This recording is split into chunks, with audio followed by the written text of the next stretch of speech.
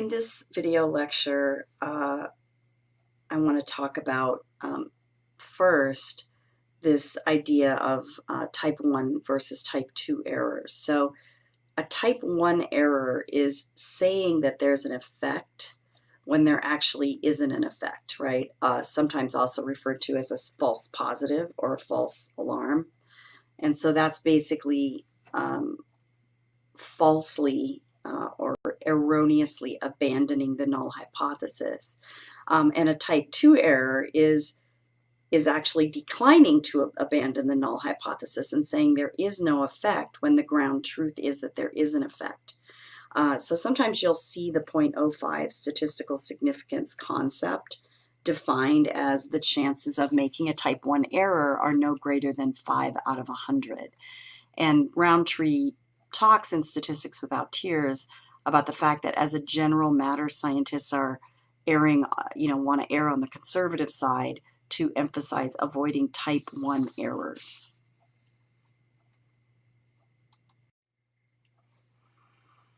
Again, remember that what p-value is selected to be required before rejecting the null hypothesis, that's going to be a choice made by researchers, sometimes by the scientific community itself and publishers that publish scientific papers.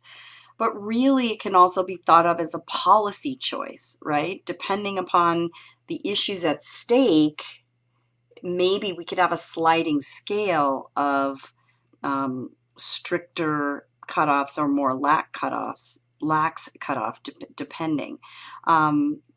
So that looking at it that way, the kind of error we would be most concerned about might depend on the facts and the context.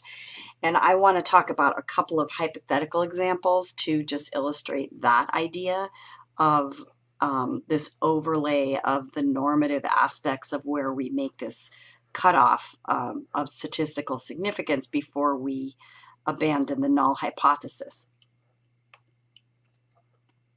So my example here is I'm imagining you're a researcher, we're researchers studying the toxicity of a drug on experimental animals, okay? Toxicity of a drug. Okay, so while we're researching this toxicity, we have to decide between two hypotheses, right? Our drug is not toxic, that's the null hypothesis, versus the drug is toxic, that's the alternative hypothesis. And let's imagine in our hypothetical fantasy example that all the studies have already been done showing that the drug has a statistically significant effect on the disease or condition in question as compared to a placebo. And so all we're trying to do here is assess the downside risk of side effects.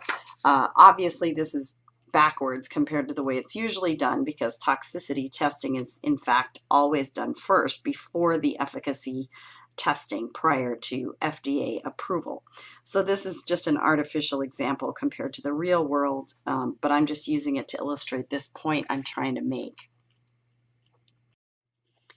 So in this toxicity testing, if you do find that some percentage of animals experience serious side effects after receiving the drug, and you're trying to decide whether to abandon your null hypothesis of no toxicity, I'm arguing here that you probably should be considering the consequences of making either a type 1 error or a type 2 error, and that your assessment necessarily has to be guided by your view of what's at stake. So for instance, if the medication that you're studying is an end-stage AIDS treatment, for example, for people who would have no other option without this drug, we're certainly going to die without it. In this situation, maybe your greater concern would be committing a type 1 error and saying the drug is toxic, rejecting the null hypothesis that the drug is no more toxic than a placebo. So in that case, you might want to adopt a pretty strict confidence level of 0.01 or something even stricter than that rather than 0.05, right? Because the consequences here of keeping the drug off the market would be untreated end-stage AIDS. On the other hand, if the drug you're studying is like an anti-wrinkle drug or an anti-acne drug, you might be particularly concerned about making a type 2 error and accepting the null hypothesis of no toxicity. Because in this case, you're balancing distribution of a potentially toxic drug against arguably lower value stakes, right? Lower profits for drug companies, maybe a bunch of older looking people walking around, acne plagued people walking around. So those concerns might lead you to therefore adopt a liberal level of confidence, of maybe even greater than 0.05, like going all the way up to 0.1. In other words, you'd be erring on the side of caution to keep the drug off the market. You probably noticed in the Statistics Without Tears book that Roundtree himself actually uses the law to talk about different kinds of errors. So in criminal law, right, the null hypothesis would be said to be that the defendant did not commit the crime, right? So at trial, a type 1 error would send an innocent person to jail, right, by falsely rejecting the null hypothesis of innocence, incorrectly accepting the alternative hypothesis, and a type 2 error would set a guilty person free. Type 1 error is therefore, right, a false positive. Type 2 error is a false negative. Now, historically, we in the law, at least we professed to be more concerned in the criminal arena with type 2 errors. And maybe we would say that our test of statistical significance in the law, in the criminal law, is our higher standard of proof there, right? The standard of proof beyond a reasonable doubt, as opposed to the lower standard of preponderance of the evidence in a civil case.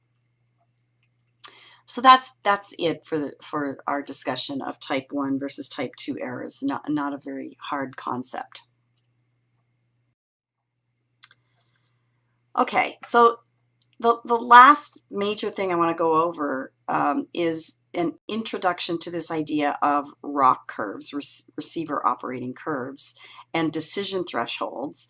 And this is the subject of the Monahan article that I assigned to you about, mostly about glaucoma. If you have not read that article yet, I suggest that you pause this video and read the article first, and then come back and finish it. I think it's really one of the best short articles I've ever found, just discussing this pretty sophisticated statistical concept of ROC curves in a way that those of us who are not statisticians can still follow it. So the article starts out by talking about the fact that in all kinds of situations, including the healthcare example that they use here, but regardless of whether healthcare is related, like maybe it's there's a spot on a mammogram, and we want to know if that spot is a tumor that's breast cancer that should be treated, or if it's a calcium deposit that should just be watched, right? Or there's this decision of in the criminal law whether or not to release someone who is defined as a sexually violent predator. Or in the aviation, do we ground an airplane because of a possible crack in a wing, right? All of these situations, and tons more that we can think of, right, involve people having to make what essentially are yes-no diagnostic decisions, right? Binary decisions. And usually it's on incomplete evidence, or at least ambiguous evidence. But in all of these cases, lines have to be drawn to make those decisions, and there's going to be costs one way or another for where we decide to draw that line. So this article that I assigned is focused on all of these two alternative decisions, yes or no. Is a tumor present? Is an airplane wing defective? And these are, like I said, pretty common decisions. The article uses a couple of examples. One, a threshold diagnostic screening test for glaucoma, and I have the diagram from that article up on this slide. And then the other example that the article talks about is what do we do with a potentially recidivist sexually violent predators? Should they be released? Should they be held in, say, indefinitely in civil commitment? This is an area that John Monahan has written a lot in and been very involved in. But getting back to the basic example of glaucoma. So here's a graph about glaucoma. Glaucoma is a very serious disease that will damage people's optic nerves and lead to blindness eventually.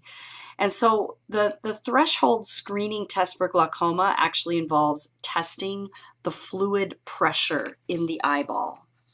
Okay, and you see on the left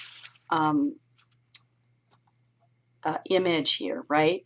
If you have a very low fluid pressure, that's clearly going to be indicative that your eye is healthy. If you have a very, very, very off the charts high pressure, fluid pressure, that person pretty much certainly has glaucoma, right?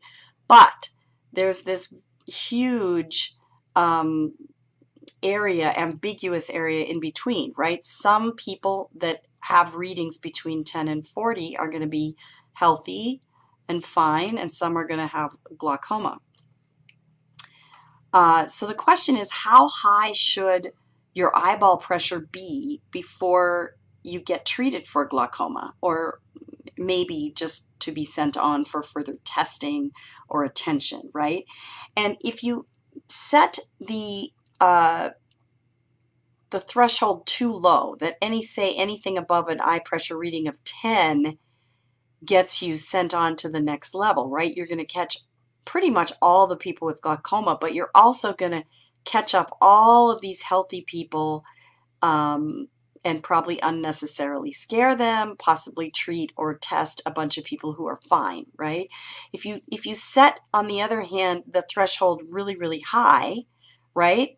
Like way up here, you're going to avoid unnecessary tests and treatment for all these people, but you're going to miss a whole bunch of people who have glaucoma and could have been treated. So making this decision, right? I mean, in making this decision or studying this, you could identify a really large population of people with known scores in that ambiguous range and then determine how many went on to have glaucoma within a set period of time and which didn't. And then from there, you could calculate the odds that people having each possible score would have glaucoma. And loosely speaking, doing something like that is basically you're undertaking a balancing of sensitivity of your test versus specificity. So sensitivity versus specificity. So the more sensitive your test, right, the more glaucoma sufferers are going to be correctly found out. But the more sensitive the test, the more healthy people you're also going to catch up in additional testing or unnecessary treatment. And then on the other side of the coin, specificity is all about avoiding false positives. So the more specific your test, the fewer false positives you'll have. So I think you can all see that sensitivity and specificity end up being traded off, right? The higher your specificity, the lower your sensitivity as a general matter. So in any of these yes or no binary decisions, you have to come up with a rational cut point that somehow balances all the concerns that you have. So talking about ROC curves in particular, the definition of ROC curve is it's a two-dimensional graph that visually depicts the performance of the test and the performance trade-off of some classification model, right? Like our glaucoma test. But obviously you can do these for any sort of binary decision making. And down here at the bottom of the slide, we have the mathematical formula for accuracy, right? The accuracy measure. And you can see that this formula includes numbers for true positives, true negatives, false positives, and false negatives. And then these further calculations up here. We're not going to do any of this math. But the ROC curve itself is going to be drawn like this, right? With the accuracy number that you calculated with that formula, basically indicating the percentage of this graph that falls under your curve, right? So the higher up the arc of this curve on a ROC curve, the more accurate the test, right? The more true positives you detect while also minimizing false positives, because that's your ideal situation.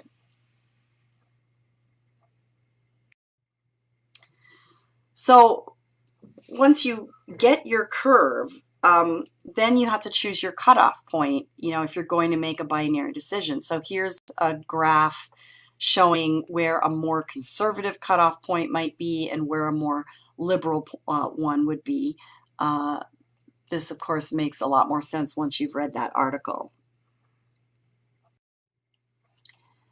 So for the glaucoma test, obviously we want to choose a threshold that yields us true positives without generating an unacceptable rate of false positives. And so each point on our ROC curve represents basically moving from the most strict test down here to the most lenient up here, right? So strict thresholds are going to limit false positives, but that's going to come at the cost, right, of missing a whole bunch of people with glaucoma, right? And then a more lenient test, right, is going to pick up more glaucoma cases, but is going to lead to more false positives.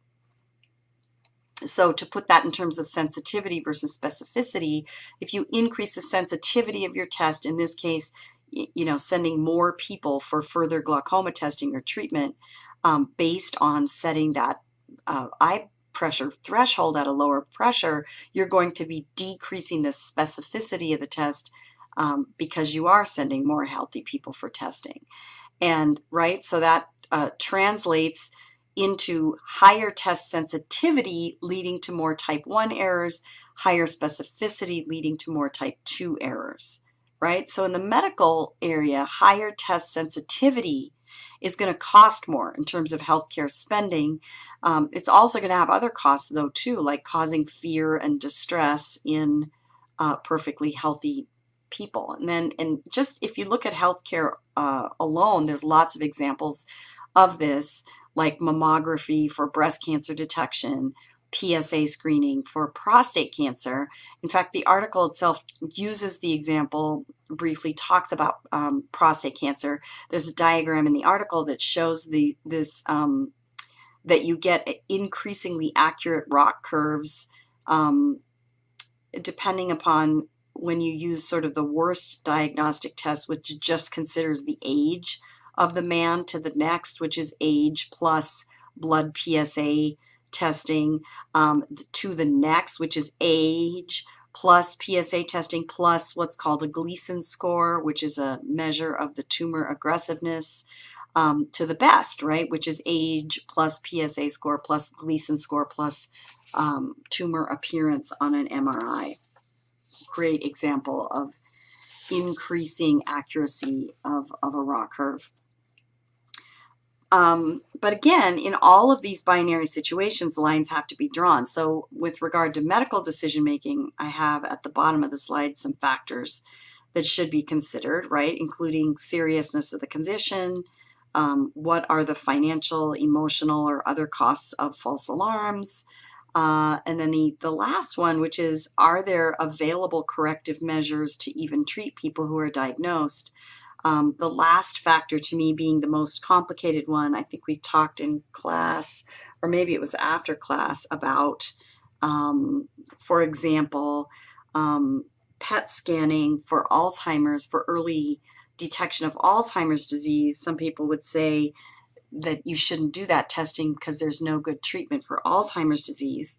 My counter argument to that is, if we started massively PET scanning people to figure out who's most likely to get Alzheimer's, we could actually test some of these Alzheimer's drugs on people prior to them losing brain function.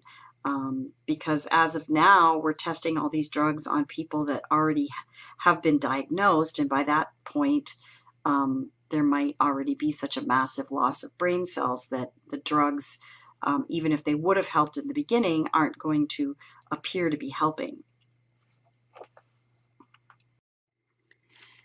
So here's a table that actually illustrates everything I just said. So if we graph scientific decision-making against what the ground truth is, right? The ground truth is up here, and we're imagining a decision maker making a decision over here based upon some line, right, between sensitivity and specificity. We can see this interaction between sensitivity and specificity in type 1 and type 2 error. So if we imagine a scientist making a binary decision like in our glaucoma example, right, let's look at the effect on one patient with a certain eye pressure reading. So up here, right, if a scientist has rejected the null hypothesis, accepted the alternative hypothesis with the glaucoma example, this means the scientist has set the eye pressure threshold at a level she thinks is sensitive enough to pick up glaucoma cases. Let's imagine in one imaginary case, right, if it falls into this quadrant here, right, that the person really does have glaucoma, right? So that's a true positive. But on the, if in fact the researcher sets the threshold so sensitively, right, that it incorrectly rejects a null hypothesis in a patient that doesn't have glaucoma, now here's where that type 1 error is made, right? So in the case of this particular patient, that test was too sensitive. But then down here, we're going to be looking at specificity. If the researcher draws the line at a place where a person who actually has glaucoma is not caught by that line. Now that's a false negative. That's a type 2 error, right? On the other hand, down here, if a person does not have glaucoma and the line is set so that the determination is made that the person doesn't have glaucoma, that's a true negative, and that's an example of good specificity. And again, you can see the trade-off. Okay, and here's a similar graph with a real example plugged in, which is this issue of basically civil commitment of offenders who fit into this legal definition of being sexually violent predators, so-called, right? They've served their entire criminal sentences, and the question is, should they be indefinitely civilly committed because they are at a danger of reoffending, being violent, sexually violent in the future? I have it actually set up here with an imaginary accuracy, ROC curve accuracy rate of 40%. So 60% of the decisions here are mistakes, which I might add is more accurate than the earliest methods of making these predictions were. So in this case, the null hypothesis is that an offender won't reoffend. The alternative hypothesis is the prediction that an offender will reoffend. And aside from that, the quadrants can be explained just like the last slide, right? In the upper left quadrant here, we have our true positives, right? We've made our test sensitive enough to pick up at least some of the people who actually would have been sexually violent in the future, but perhaps whatever the sensitivity of that test is, we might also pick up people that wouldn't have been violent in the future.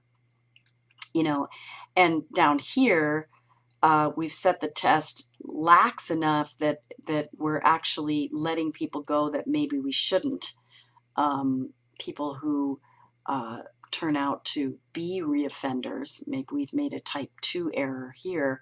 And then down here we have our true negatives where we've let someone go because where we've drawn our line shows that they won't reoffend, and in fact they don't reoffend, and so that was a good decision.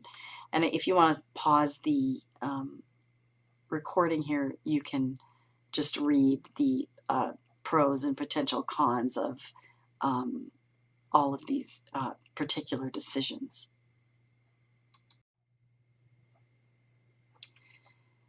The last thing I have actually is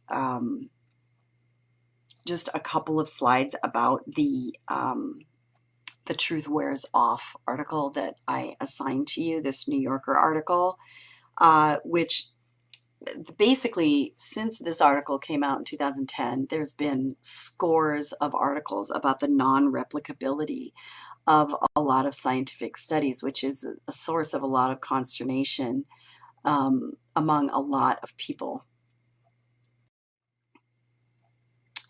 And these are the things, hopefully we'll have time in class to talk about these, but what would cause this, right? What would cause the fact that the more times you try to replicate your study, the fewer times you're able to replicate it? These are some of the things that are talked about in the article. I mean, certainly the first one is publication bias, right? Which, you know, no or few journals are going to want to publish null result trials. So if you try to replicate published pieces, you know, by definition, you're trying to replicate studies, some of which are undoubtedly going to be due to chance error, right? The next one that's talked about in the piece is this idea of shoehorning, which includes the effects of cognitive bias on scientists' interpretation of their data in order to get statistically significant results. My favorite one is the measurement of the wings of these birds. Obviously, regression to the mean has to be looked at here, right? Because there always is the operation of chance in any experimental results. Certainly, significance chasing, which is sometimes somebody might be going for 0.01 significance and they get 0.05 and then they publish it anyway. And the idea here that Schooler had is to make researchers spell out in advance what they're using. For example, if they're going to use a one-tailed test or whatever, so that they can't at the end decide to switch over to a more lax level of significance or switch to a one-tailed test. And then, of course, the last one's my favorite, invisible barriers that we don't understand. Obviously, I think there's going to be more work done on this in the future.